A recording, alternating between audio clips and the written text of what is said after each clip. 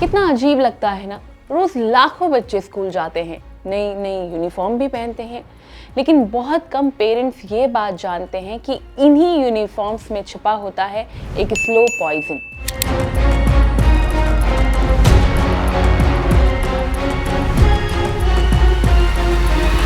दरअसल भारत में ज्यादातर स्कूल यूनिफॉर्म्स पॉलिस्टर से बनती हैं, यानी पेट्रोलियम वाला फैब्रिक, और इसे दाग धब्बों से बचाने, रंग चमकदार बनाने या फिर झुर्रियां हटाने के लिए जिस तरह के केमिकल्स डाले जाते हैं वही बच्चों के शरीर में धीरे धीरे असर डालते हैं।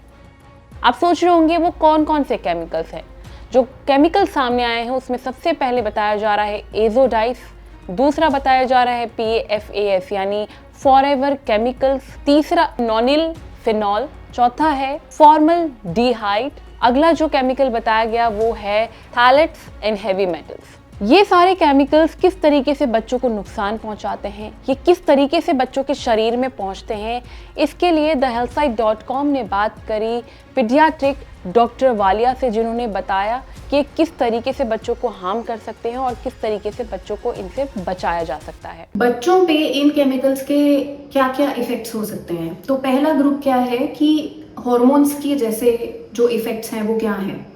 वो है कि लड़कियों में बहुत कॉमनली अर्ली प्यूबर्टी आजकल देखा जा रहा है, जिसकी वजह से उनको फाइनल हाइट शॉर्ट रह सकता है। सेकंड क्या है कि लड़कों में आजकल छाती बनना या गायनिकोमेस्टिया जिसको कहते हैं, या लेट प्यूबर्टी आना काफ़ी कॉमनली देखा जा रहा है, वो भी इसी से रिलेटेड है।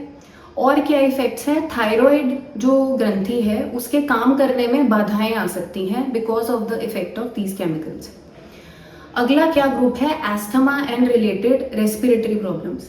बच्चों को खांसी होना, वीज होना, उनको नेबुलाइजेशन या स्टीरॉइड्स की रिक्वायरमेंट होना, ये सब पोल्यूशन और रिलेटेड केमिकल्स के इफेक्ट से हो सकता है। नेक्स्ट ग्रुप है ओबेसिटी, मेटाबॉलिक प्रॉब्लम्स जैसे कि कोलेस्ट्रॉल बढ़ना, कम उम्र में ही टाइप 2 डायबिटीज के लक्षण दिखाई देना, ये सब चीजें भी इन केमिकल से रिलेटेड हैं। इसके अलावा जो बहुत छोटी उम्र के बच्चे होते हैं जिनका ब्रेन अभी डेवलप हो रहा होता है, उन बच्चों के केस में अगर वो कंटिन्यूअसली बहुत लंबे पीरियड के लिए ये केमिकल्स अपने अंदर लेते रहते हैं किसी ना किसी रूट से, तो उनकी कॉग्निशन या IQ या समझ पे भी इस चीज का असर हो सकता है। सही पूछिए तो अगर आप मेरे से डिस्कस करें तो इतनी कमर्शलाइजेशन, इंडस्ट्रियलाइजेशन हो रही है कि आप कहेंगे मैम हमारे आसपास सब जगह ही ये सब केमिकल्स हैं, तो हम क्या कर सकते हैं। जो हमारे घर में केमिकल्स रहते हैं उसमें क्या है कि जो भी आर्टिफिशियली मेड चीज़ें हैं जैसे कि डायपर्स या फिर टिश्यू पेपर्स, इनको छोड़कर आप कपड़े से बने हुए नेचुरल फाइबर की चीज़ों को यूज़ करें। जो बच्चों के कॉस्मेटिक प्रोडक्ट्स हैं उसमें आप पीडियाट्रिशियन की अप्रूवल पर ही उनको लें, जिसमें कम से कम केमिकल्स हो और कम से कम अननेचुरल सब्सटेंसेस हो। नेक्स्ट इंपॉर्टेंट ग्रुप इज जब बच्चे स्कूल जाने लगते हैं, उस केस में क्या होता है कि जो यूनिफॉर्म है वो स्किन कांटेक्ट में आकर ऐसे केमिकल्स को हमारी बॉडी में एंट्री दे सकती है। तो इसके लिए आप क्या कर सकते हैं, इसके लिए आप स्टैंडर्डाइज्ड कपड़े ले सकते हैं, जैसे कि OATEX करके एक सर्टिफिकेशन होती है और GOTS करके सर्टिफिकेशन के कपड़े आप लेते हैं तो ये स्टैंडर्डाइज करते हैं कि इन कपड़ों में कोई हार्मफुल केमिकल्स जैसे कि एजोडाइज, PFAS, ये सब केमिकल्स नहीं हैं। कुछ अट्रैक्टिव चीज़ें स्कूल्स मार्केटिंग के लिए यूज़ करते हैं, जैसे कि स्टेन फ्री, रिंकल फ्री कपड़ों को ऐसी क्वालिटीज़ देने के लिए उनमें बहुत सारे केमिकल्स का असर और प्रोसेसिंग लगता है। तो आप ऐसी चीज़ को मत यूज़ करिए, 100% कॉटन के कपड़े यूज़ कीजिए। अगला इम्पॉर्टेंट फैक्टर क्या है कि जो बच्चों की यूनिफॉर्म्स स्कूल यूनिफॉर्म शॉप से मिलती हैं उनमें आपको कुछ चीज़ को सोचना चाहिए, क्योंकि जो टेक्सटाइल इंडस्ट्री है उसमें प्रोसेसिंग में बहुत सारे केमिकल्स यूज़ होते हैं, जैसे कि एजोडाइज, PFAS, इसके अलावा फॉर्मल्डिहाइड रेजिन्स, ये सब काफ़ी हार्मफुल होते हैं बच्चों की हेल्थ के लिए।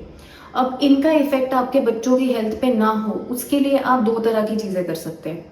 एक तो ये कि अगर आपने स्कूल की शॉप से ही इस यूनिफॉर्म को लिया है और आपके पास कोई सर्टिफिकेशन नहीं है वो किस तरह का कपड़ा है, तो आप उसको 2 से 3 बार वॉश करिए। उसके बाद आप उसको 1 से 2 घंटे के लिए बेकिंग सोडा और पानी के मिक्सचर में डिप करके रख सकते हैं। उसके बाद आप उसको सन ड्राई करें, ये सब चीज़ों से जो केमिकल्स हैं वो काफ़ी हद तक यूनिफॉर्म के कपड़े से निकल जाएंगे। इसके अलावा एक और चीज़ क्या है, टू प्रिवेंट स्किन एलर्जीज, आप यूनिफॉर्म और बच्चे की स्किन के बीच में एक बैरियर रखिए, जैसे कि कॉटन की कोई बनियान डाल दीजिए बच्चे को। सेकेंड इम्पॉर्टेंट पॉइंट इज कि 1 साल के बाद आप यूनिफॉर्म जो है बच्चे की उसको चेंज कर दीजिए, क्योंकि इन फाइबर्स में बैक्टीरिया वगैरह भी ट्रैप हो सकते हैं। सेकेंड इम्पॉर्टेंट पॉइंट इज कि कुछ तरह की सर्टिफिकेशंस हैं, जैसे कि GOTS, ये सबसे प्रीमियम सर्टिफिकेशन है टाइप ऑफ क्लॉथ के लिए। इससे सेकेंड जो है वो है ओएकोटेक्स करके सर्टिफिकेशन होता है, जो बेसिकली आपको ये बताता है कि जो कपड़ा आप बच्चे को पहना रहे हैं उसमें कोई हार्मफुल केमिकल्स नहीं है। इस सब चीज़ का समरी मैं आपको क्या बताना चाहती हूँ कि हमारी जो ओल्डर जनरेशन्स थी वो लोग बहुत ही सिंपल तरह से अपनी लाइफ जीते थे, जिसमें इंडस्ट्रियलाइजेशन, केमिकल्स, ये चीज़ें बहुत कम थी। अगर मैं आपसे बात करूँ तो कपड़े जो है वो बहुत लोग छोटी छोटी फैक्ट्रीज में बनाते थे, जिनके पास इन केमिकल्स का नॉलेज ही नहीं होता। या फिर जब हम बच्चे को कहीं खेलने भेजते थे तो सेब को सीधा निकाल के धो के खा लो। तो ये जो चीज़ें हैं वो आपकी इंडस्ट्रियलाइजेशन, प्रोसेसिंग, ये चीज़ को अकाउंट में नहीं लेती थी, इसीलिए पहले लाइफस्टाइल वाज कंपैरेटिवली हेल्दियर।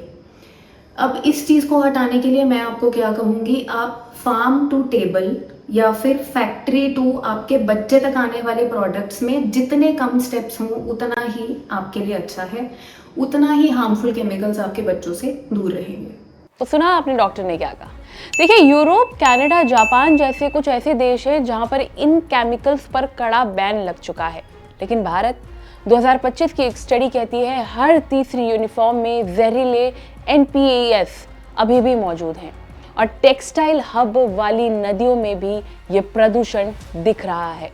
आप सोच रहे होंगे अभी तक इस पर बात क्यों नहीं हुई और मामले सामने क्यों नहीं आते, क्योंकि ये केमिकल्स तुरंत नहीं मारते, धीरे धीरे ये असर करते हैं। इसे स्लो पॉइजन कहा जाता है, जैसे कि सिगरेट की तरह, चीनी की तरह। ये आज असर नहीं दिखाते, लेकिन सालों बाद इसका पता चलता है। अब सवाल ये उठता है कि माता पिता ऐसे में क्या कर सकते हैं।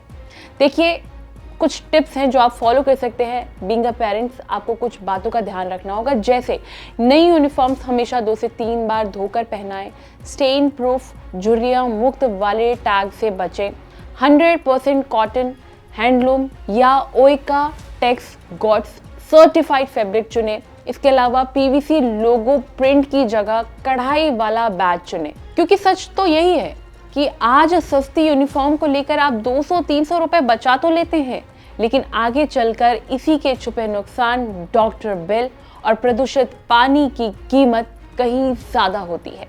वीडियो कैसी लगी कमेंट करके जरूर बताएं और हेल्थ से जुड़े इस तरह के और भी वीडियोस के लिए लाइक एंड सब्सक्राइब करें thehealthsite.com।